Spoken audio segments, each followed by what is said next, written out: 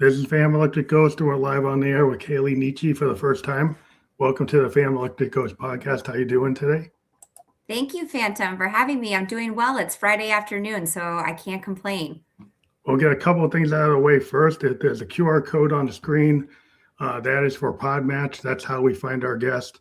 If you're a podcaster or you're a guest that wants to be on a podcast, take your cell phone, scan that QR code, find out all about Podmatch. It's like a Tinder for podcast guest and host, how they can align themselves. So we'll get that out of the way. And we would like to talk to people from around the world live, and we are live right now. And one of the things we ask every guest before we get to the heart of their story is what motivates you and why do you do what you do? What motivates me is I've always been an extremely driven individual, and just the ability to help people with my technology honestly gets me up in the morning. I also am a single mom to a 7-year-old daughter, and having her see that women can be a CEO and a founder of a company and can also be a very dedicated, in-person mom, going to the basketball games, the field trips, but also juggling getting this company off the ground is really important to me from a just women can do it perspective. I think that's awesome because I love to talk to creative people. I started the show talking to like singer-songwriters, artists, painters, film, actors, people in that creative space. But I wear a couple hats. I'm a software guy myself. I've been in software for over 30 years working with a startup.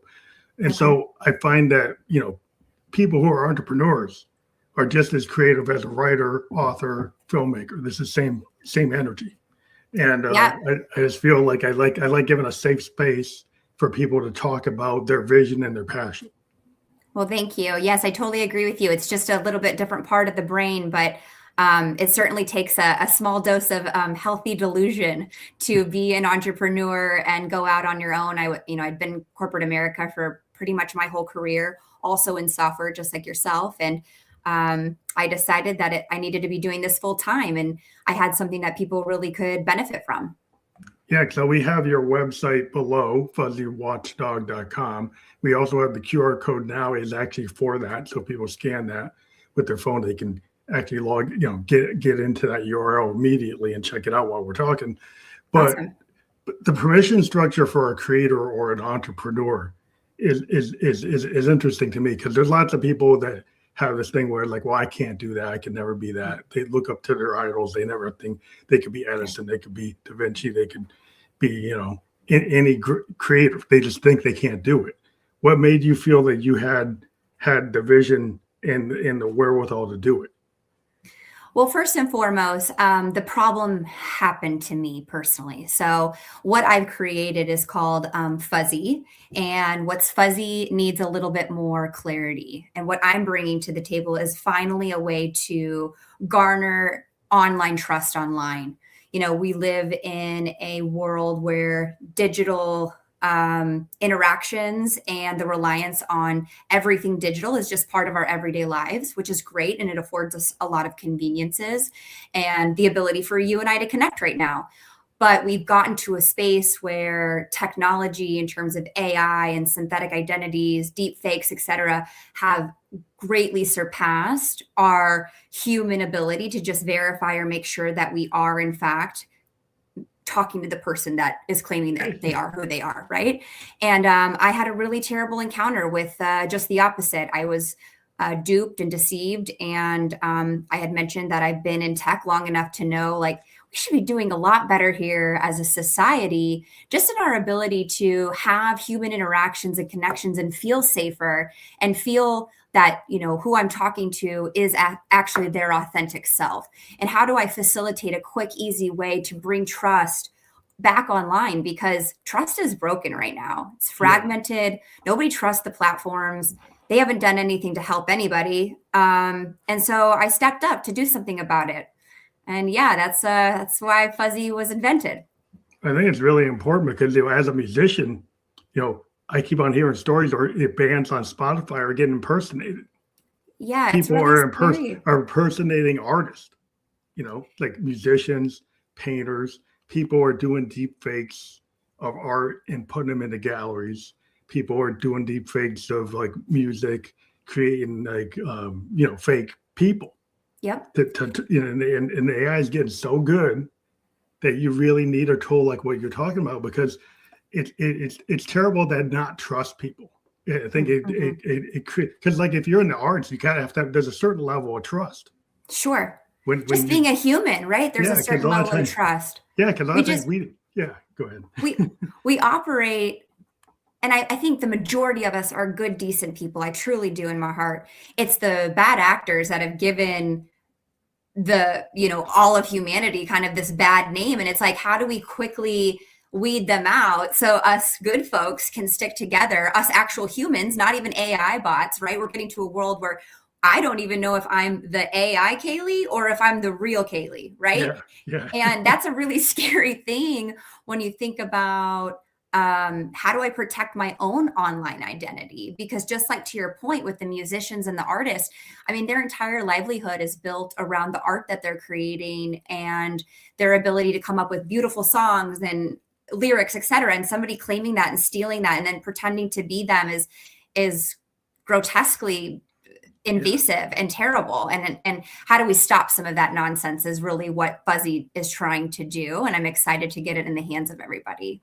I'm glad you're doing that as a private, company, because like if I've worked in Japan, and in the EU, there's a lot more controls over privacy and AI in terms of like people owning their image or owning their information.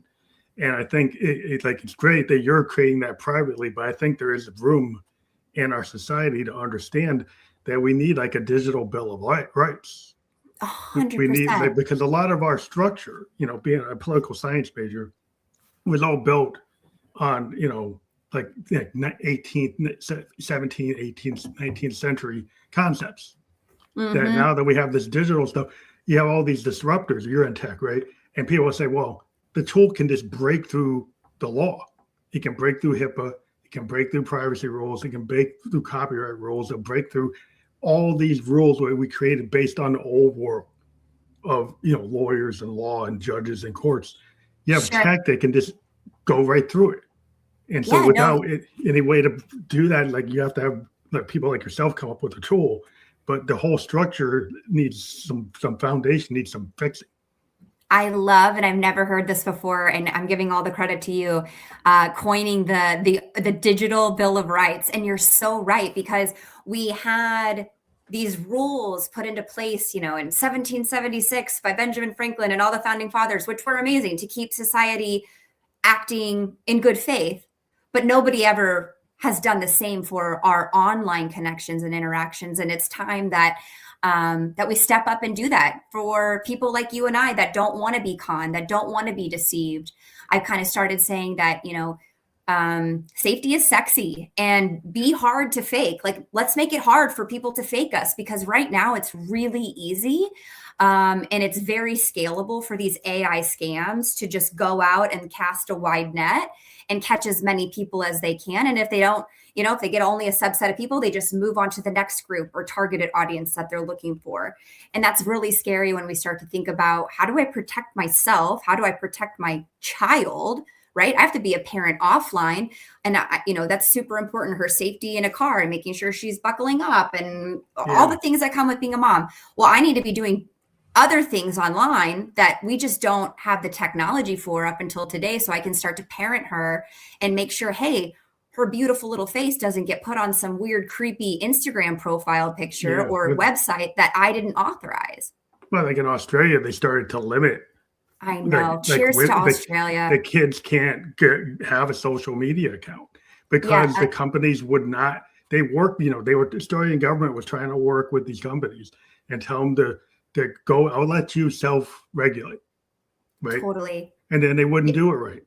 The Australian government is like light years ahead of everybody else in the world. I'll give them tremendous kudos, because they came in and said, there is just so much weirdness on the internet that we can't be exposing children to this stuff. Yeah. And it's too easy to find their way into, the dark web, et cetera. And honestly, I very much applaud them, because I myself have been working with Washington, D.C. legislators and trying to educate and create some level of advocacy around what do we do from the United States perspective and how do we bring some of those rules here, because it's so important, not only from a tech perspective that we have these tools in place that help protect us and verify us, but also like what does it mean to actually commit a scam? Because right now there's no ramifications, and if you do it, it's very difficult to actually find you, catch you, and then it's so hard to prove. And we don't really, when the cyber warfare division's been weakened,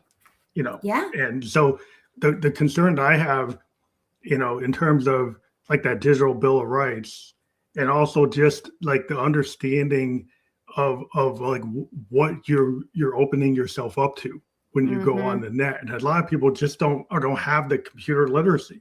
They might think they do because it's like, oh, I've been on the net, but they don't understand what you understand, like how vulnerable you actually are.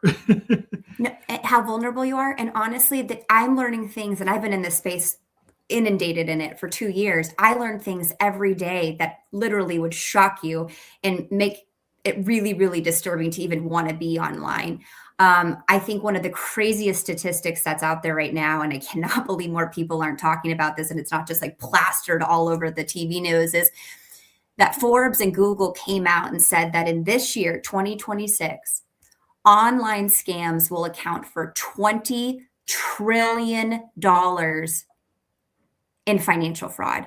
So we're looking at if in terms of like, if that was a GDPR, we would have the United States, China, and then fraud being number 3 for a giant problem nobody really is trying to tackle. And they're certainly not able to do it from like a peer-to-peer perspective.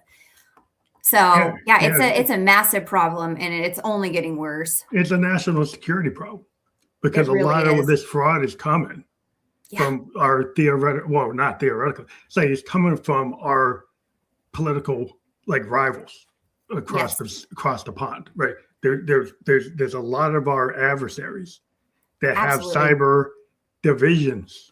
They're using this to fund things to get around sanctions, to get around all kinds of things. And so it's very smart for us to look at it as a national security issue. It's like it's a microcosm and a macrocosm issue. Sure. From a political security, national security at the macrocosm, and at the microcosm of your own family security. Yep. And so we would hope the government would understand that.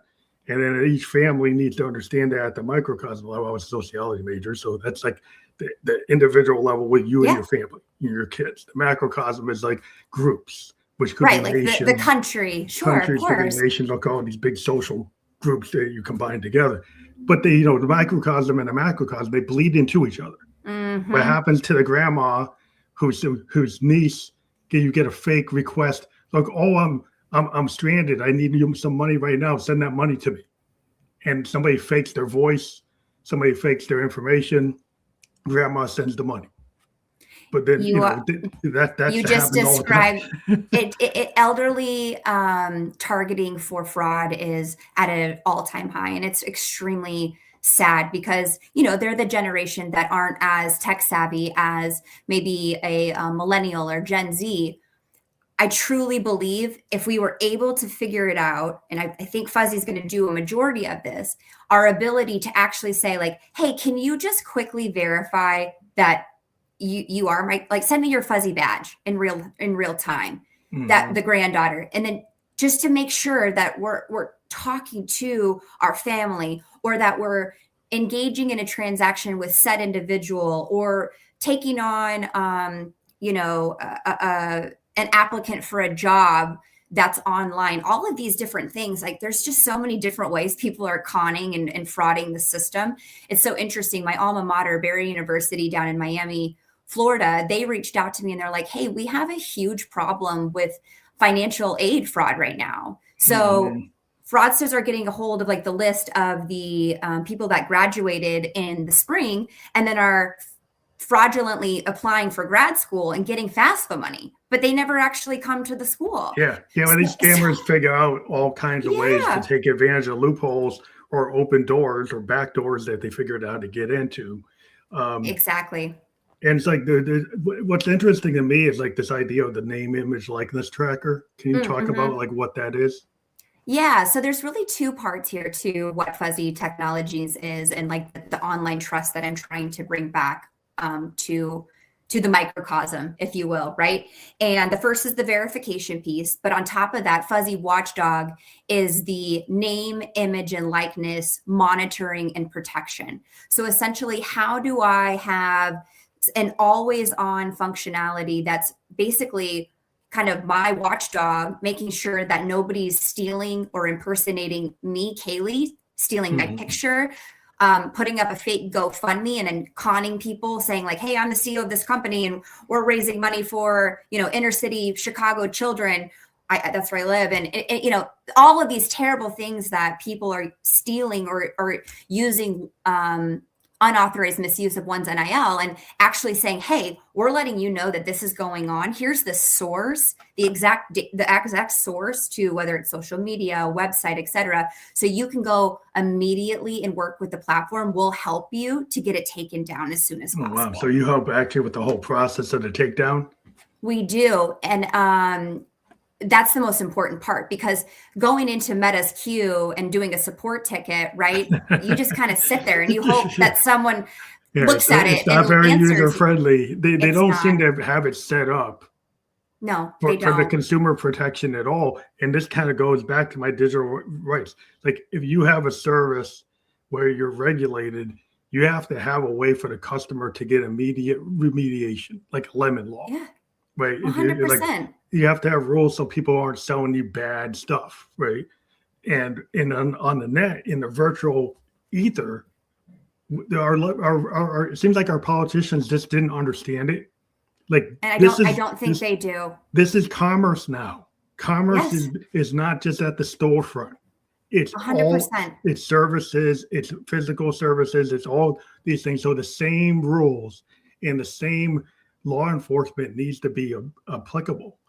And they just have let these guys kind of run with it, with this idea that, we can't like put any rules on it because all these disruptors say we can't have rules. And I'm like, no, you need rules. Right. No, actually rules regulate things and make it safer for everybody. It's really interesting to me, right? Because you just said it, like you can falsely market a product or a service, and that company will be held accountable for doing that. They will be in trouble. There will be a lawsuit for false claims, etc.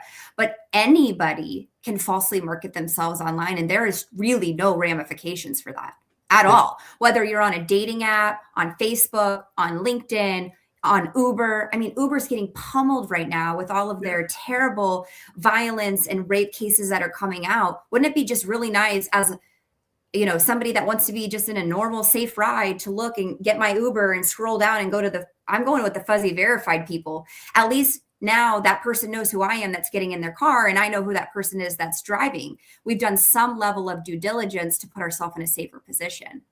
Yeah, I mean, because I was an Uber for many years just to help pay for my synthesizer, because I'm a musician too. You can see my synth behind me. Sure. And now I wouldn't even be in it because there's a lot of fraud happening both ways. So much fraud. Exactly, both ways. Yeah, there's fraud with the trying to get the customer pickups are like fraudulent. Get people hacking into your account, and then you're getting, as the driver, you're not secure. So the customer's not secure, the driver's not secure. So it's like somebody needs to intervene. Yeah, and it's like this very like unsafe environment, right, for everybody that's in the car, whether you're the driver or the passenger. I kind of had like this moment a couple of weeks ago. I was in the city with my kid and we were taking an Uber. It was one of her first Ubers.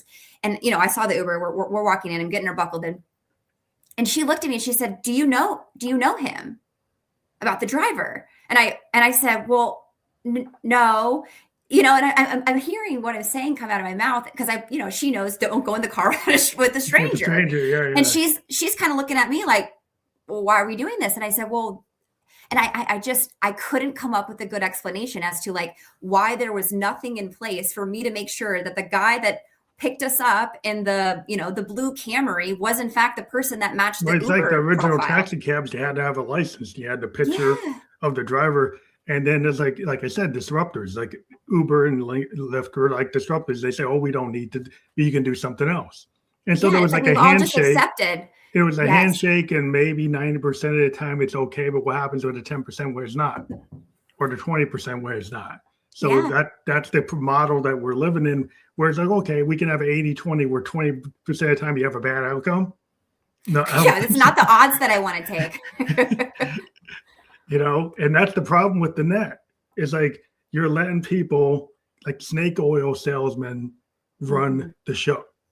Yeah. And I just don't think that that's a good model for the future. Because I completely agree with you. And with Fuzzy, like I'm trying to empower the actual user with information, data, knowledge that they wouldn't have necessarily had before, right? Because once me as an individual has knowledge is power, now I can make informed decisions for my own well-being. Because right now, you're right. We just kind of cross our fingers and hope that we fall into the 80% category, assuming that that statistic is right? And we're just like, I hope that we're not getting scammed, or, he's going to take me to the right location, or whatever that looks like. But with Fuzzy, we're really trying to empower people with trust, which is a really different way of looking about being safe and being authentic and being genuine. It's the whole idea with AI, because, I'm in tech and AI is a tool. I think the problem with any tool is, I'll give an example when it comes to music. In hip hop, the sampler allowed people to just sample records. And they did it without getting clearance. Nobody thought about it, because the tool, the tech just lets you do it. So early hip hop people, they just sampled records and they didn't know they had to get a clearance. Then the lawyers came in, and now there's a whole digital rights management setup within music that if you don't clear the sample, you get taken down. You have to pay for any sample you use. To me, that example should be the same thing that we see on the net. When it comes to your image, when it comes to your personal information, you should have your digital rights laws to say you own that information. You got to get clearance. Just like if I own the copyright of that song, you got to clear it with me. If I don't give you clearance, I have the autonomy. Yeah, exactly. I have the autonomy over myself. And if I don't give you permission, if I don't give you access to use that, there should be repercussions and some sort of standard that says this is order.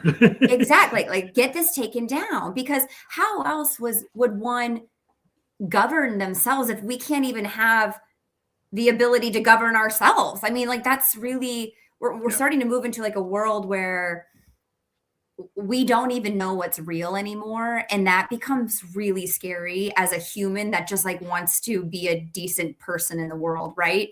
And I want to do right by others. And I expect them to do that to me. So that's why Fuzzy is like kind of coming out there. You used the word handshake earlier, which I thought was so funny, because Fuzzy is kind of like the new secret handshake. It's like, it's the new flex, right? I'm not afraid to say, hey, I'm Kalie Nitzsche. Here's my digital properties online, my LinkedIn, my TikTok, my Instagram. I'm the exact same person in real life. This is a badge of human, unique identification. You should be the model for the standard. I mean, the universal, we're all doing it, right? We're all doing it for each other. And those that aren't doing it, Phantom, it's like, hold on here. Yeah, what are you doing? What? Yeah, why not? It's like, it makes you ask more questions. But it's like, your personal, like, people don't expect that their protected health information or their personal identifiable information, or their financial information, or their social security. They don't expect that everybody should know that. Sure. There are problems with some of the tech people in AI. They think they have a right to that. And I don't think they do.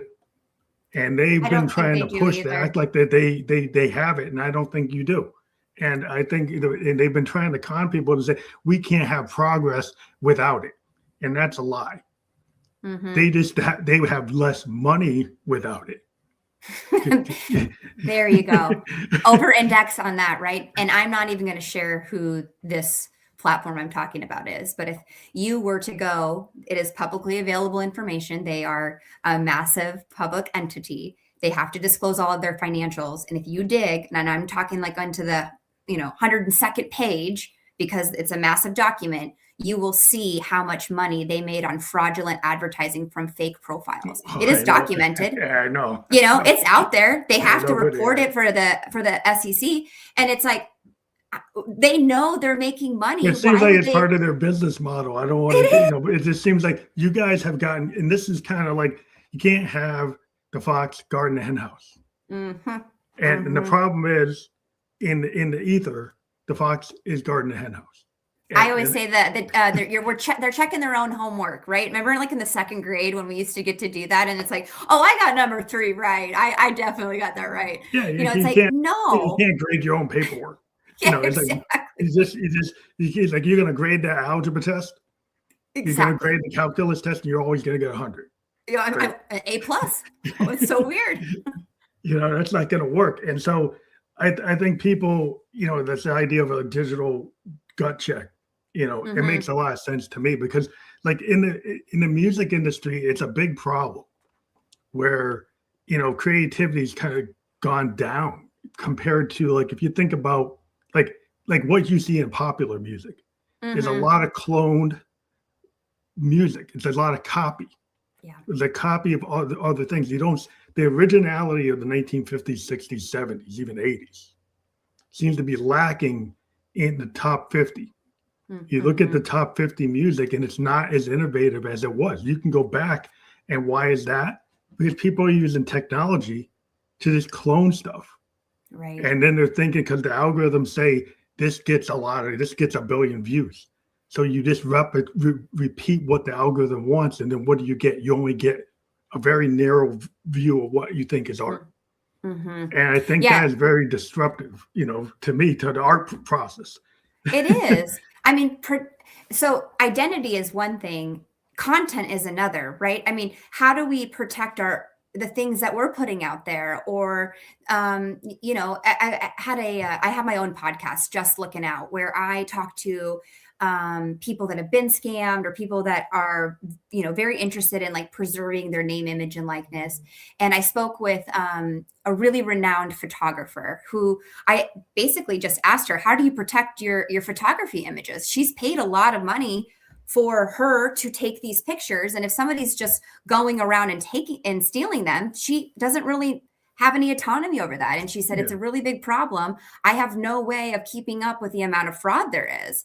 And it was kind of just like, oh, that sucks. Like that's the way that you're making money. Yeah. And like, you should be able to protect that. You should be able to protect your identity. I'm actually, for Watchdog specifically, and I partnered with the Boris Agency. And for those that don't know, the Boris Agency is one of the largest sports agencies in the whole world. They rep over 400 Major League Baseball players. So we have a bunch of Major League Baseball players through Boris on our Fuzzy Watchdog pilot, where we're able to actually go in and say, hey, we're letting you know this fake GoFundMe just popped up. Or, hey, this, we've had a lot of people like impersonating like their Instagrams and then like trying to, actually message with the fans. And then you get into ticket scams. Then they start asking for money. Like, why would a famous person ask for money? And it's sad, but a lot of people buy into it, Yeah, they get tricked. And so it's kind of like I've started with this like really VIP, high visibility group to help protect their NIL, and then in exchange to ask their fans here in a few months, like, hey, why don't you go Fuzzy verified, just so we can make sure collectively as a community, as a fan base, as a team, as an agency, as a sports league, we're doing something to mitigate some of these scams or fraud that's happening. Like, we're all acknowledging that this is going on. We want to be doing better, and we're doing something about it. Are you creating like digital like watermarks? Like, I know for artists, especially like graphic artists, illustrative artists, painters, they don't like the idea of a watermark on their work because it kind of ruins the aesthetic. Sure. So is there a way to solve that problem for photographers and artists where it's not maybe visible but still is there? So what we are doing and what we're looking at is the ability to watermark or embed a live, essentially, link, a live URL that takes you to your Fuzzy page. Now, I'm starting with identity first. Content would be on the roadmap for later. So from an identity perspective, what I want and foresee Fuzzy Verify to be able to do, and this is in our next iteration here, is to be able to make it portable so that you, Phantom, can go and look at my LinkedIn picture, and then I can have embedded a Fuzzy watermark that just says to you, hey, she's gone through this process. And then within my profile, there is a link to my live badge. So Mhm. you know that I've gone through this process.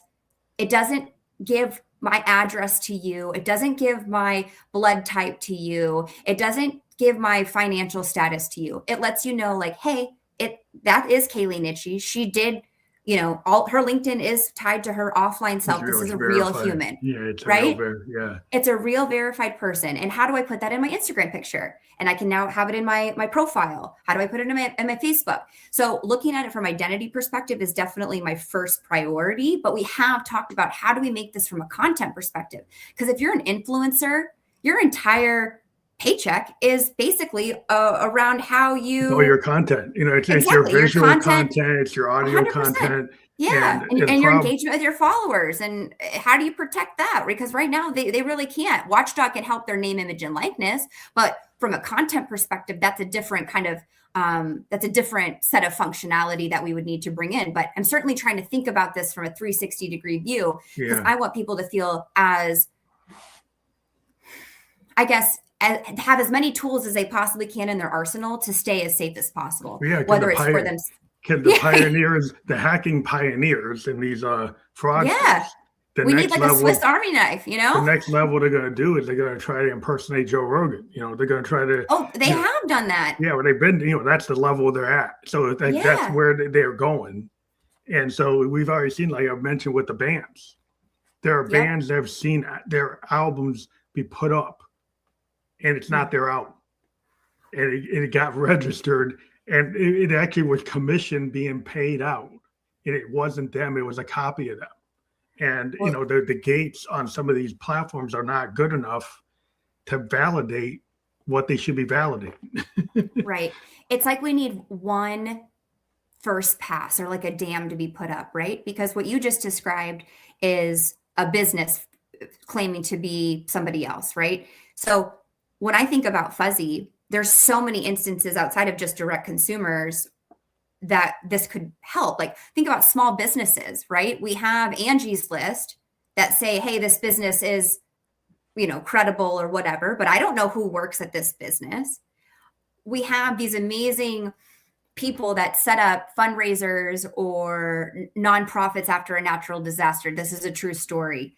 Think about the devastating floods that happened in southern Texas this past summer with those poor little girls in the summer camp. They got swept away. Yeah, It was terrible. I think I read somewhere within 25 minutes of like this getting out, there were already fraudulent, fraudsters. trying to ask for money. And how do we protect like the actual Red Cross organizations that are real with some sort of digital watermark or stamp that says like, this is the real one, these are the fake ones, right? Mm-hmm. So it spans outside of just one's own identity to businesses and foundations, charities. And how do we all work together in a way that's doing the secret handshake to say, hey, I've done this for you. Please do it for me, or else we're not going to engage, or I'm not going to move forward with this connection. Yeah, we've got to get the platforms to actually have stronger gates in terms of not allowing fraudsters to be part of their business model. But until people and businesses make enough noise that say almost, I'm not going to use this platform unless you do this for me, that they're going to continue operating in this manner. And that's why we have to have a third party come in and say, hey, I'll be the police here to actually like try to mitigate some of this. I gave the number $20 trillion, and I literally, I don't even know how many zeros that has. It's a lot, right? Yeah. If Fuzzy can influence 0.5% of that, that's $100 billion. I mean, that's massive amounts of GDPR savings back to the consumer. Oh yeah, well that needs to be shown to, the regulators, shown to the politicians and say, here's a business model. Here's nobody ever wants to do the government control because they it's overreach, this and that. Yeah. If you're able to show, here's a private business and I'm doing this, right? This is what needs to happen. Yeah, right. I mean, okay, calling United States government, if you're hearing this, I would love funding. And I've tried that route, but I mean, I'll be honest with you, it's extremely frustrating how slowly they move. And I was spending so much time on the legislative part that I don't have enough bandwidth to be like leading the charge on online deception and also scaling No, this because you got technology on the company. other side of it, there's a lot of people who are making money not having it regulated. And so the people who've got their ear are telling them disruptor, no regulation, no boundaries. We got to let these amazing people just build these things. Like, this is an invitation right now to Mark Zuckerberg. I would love to have a conversation with you. You have been to Washington, D.C. more than I'm sure you would like. Let's talk, right? I mean, let's have a conversation and see if we can't collaborate, because it isn't going to, nothing will change from a platform perspective or a walled garden perspective until they acknowledge like this is not okay anymore. Yeah. But until then, I'm coming out. I'm like, hey, I'm going to give you some technology here to help you, right? I don't think enough people even know about the level of fraud that's happening. And this is great that we're having this podcast, because I mean, you had a personal experience that caused you to like want to create this capability. I did, yes. So you did the work and say, hey, and that's kind of what artists do. Like if a songwriter has a melancholy moment, that becomes a song. We tend to creative people take things that happen to us and we turn it into action. And so that you've been able to kind of synthesize, hey, this is a solution. I'm going to pay it forward. I'm going to actually provide this to the world and allow people to, to stop the deep fakes, because I think like that's another thing I want to get into is these AI deep fakes and how much of a threat they are to your personal security and sense safety.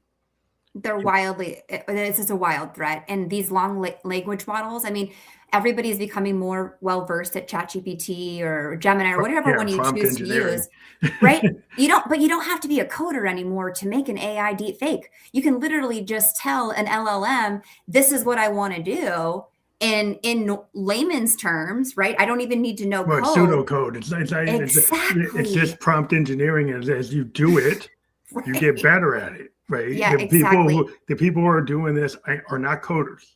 No, they're not. They're getting very good at prompt engineering. Correct. And prompt engineering isn't coding, but it's actually learning how to be more efficient with your language to get these AI models. Because I'm certified on some of these, but to get them to do what you want, sure, you have to learn how they actually understand language. And once you understand how they understand language, then you say, oh, if I say this and I do that, then it will do this. Right. So this directional guidance of this word is going to give me a better input or a better output with what they're giving me. I mean, I am a huge advocate for AI. I think it's incredible what you can do from just my company's efficiency perspective and how it's helping me organize. It's a tool. It's awesome. Any tool could be used. I mean, like Oppenheimer found out. Yes, that is such a good example. Like you could get so lost in the weeds of building the bomb. Yes. Then you forget what the bomb does. that you forget what a tragic result can actually occur. And, Sam Altman's come out and basically said they didn't think about that while they were building this, right? Well, it's the Oppenheimer problem, because the problem is with the geniuses, the engineers, they build something and they don't think about like what are all the use cases, right? Right. And they only think about the great use cases. Right. But what about the nefarious use cases? What if somebody uses this to like shut a power grid down? What if they use it to like mess up the water system? What if they don't think about, like, if you provide a tool with so much power, don't you think you should have some kind of, controls over it? Because they said I saw some article that this one language model, this one set actually started building its own language so that humans wouldn't understand it.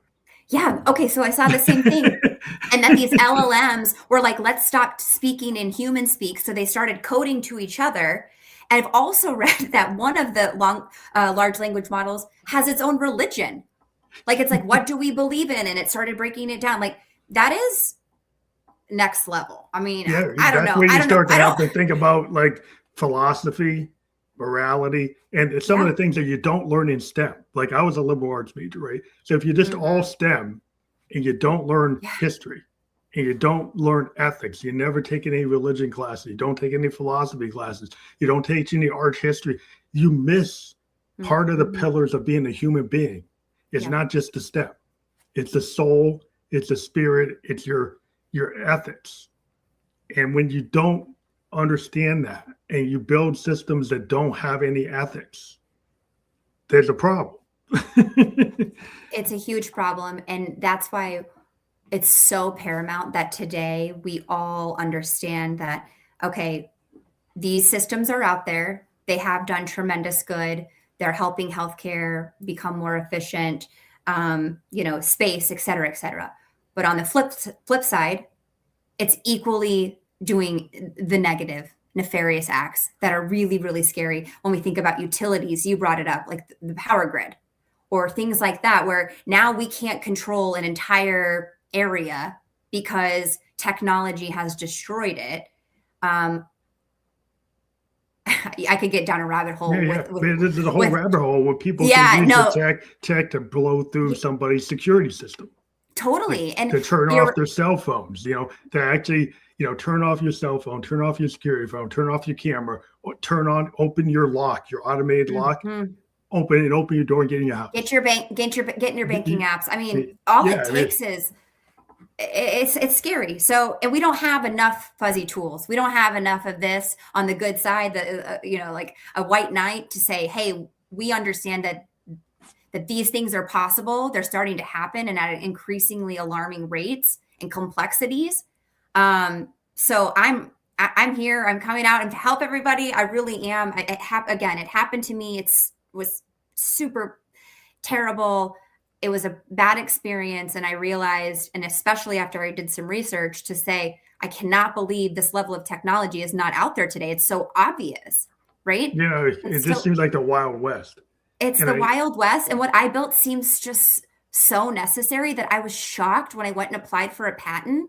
And they were like, okay, yeah, patent pending, ADD, automated deception discovery. I mean, Kalie Nitzsche, you brought it up earlier, people that don't believe that they can do anything. Phantom, I will tell you now, if you told me 3 years ago that my name would be on a United States patent, I would have pretty much giggled. But people are capable of doing anything they put their mind to. And if you're super dedicated and passionate and hardworking on something and you really believe in it wholeheartedly, you are capable of doing anything.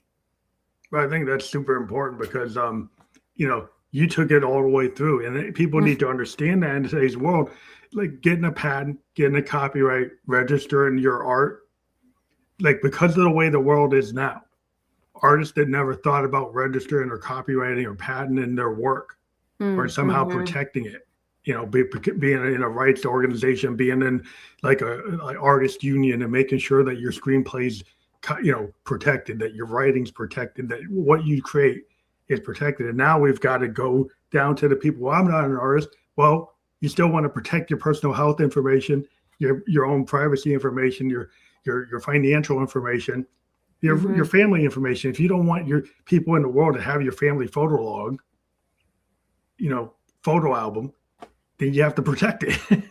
Yeah, 100%. We all lock our doors at night. Why aren't we locking our online personas and making sure nobody's getting a hold of that? We do all these things offline that are in our best interest to stay safe. But you said it right. When it comes to online, it is the Wild West. People are just going bananas on fraud, scams, AI deepfakes, synthetic identities.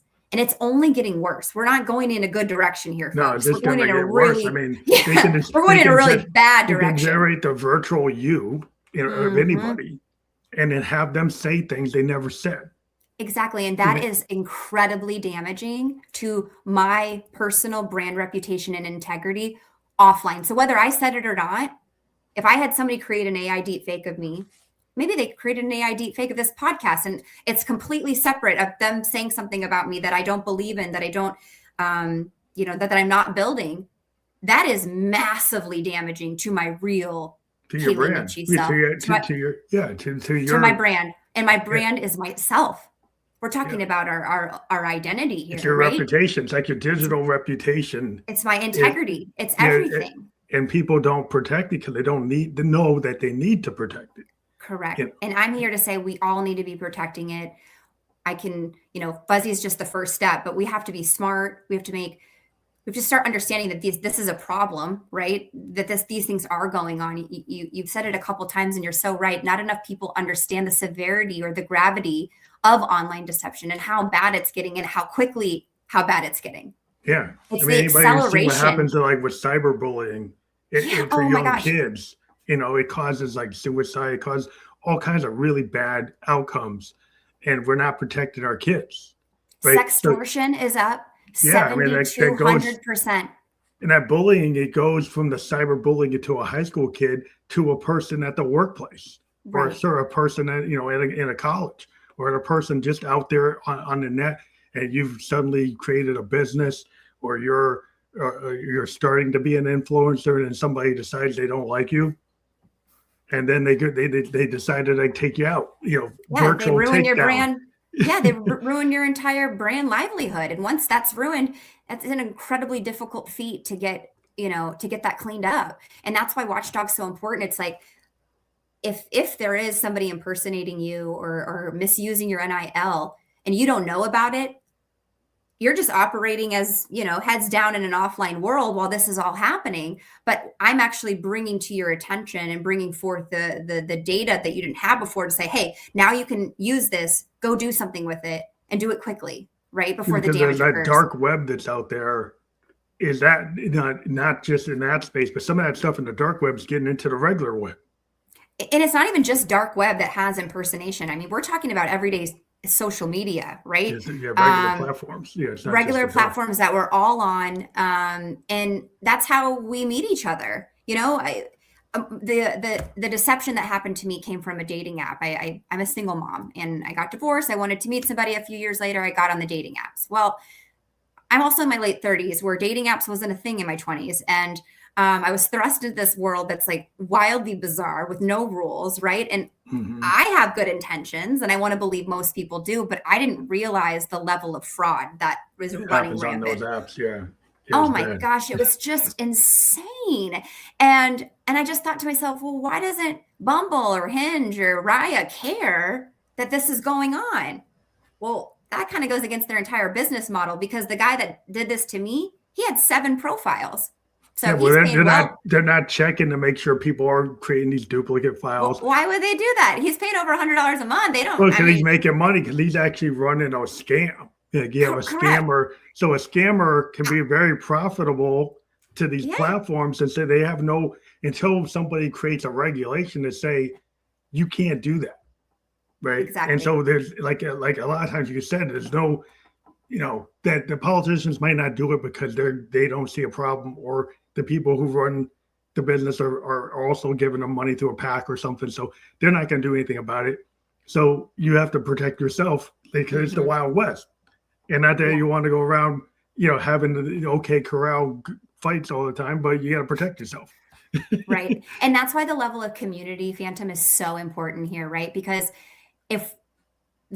so I'm really trying to create a cool brand here. So Fuzzy is not, the intent is not to be like the Norton antivirus of fraud, right? Like, and we're coming in here like, no, we're police. That is not it. Like, I'm wearing the sweatshirt right now. Like, we have dope merchandise. We have really cool branding. This is a green flag if you're a decent human, right? This is cool.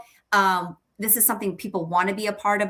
It's almost like it's a status to say that you're in the Fuzzy community. And if you're not, that's going to raise a lot of questions moving forward, right? Yeah, I think it's important to put that, make a stand and say, I want a certain level of control over my interactions. Right. I require this, and and you can ask the same for me.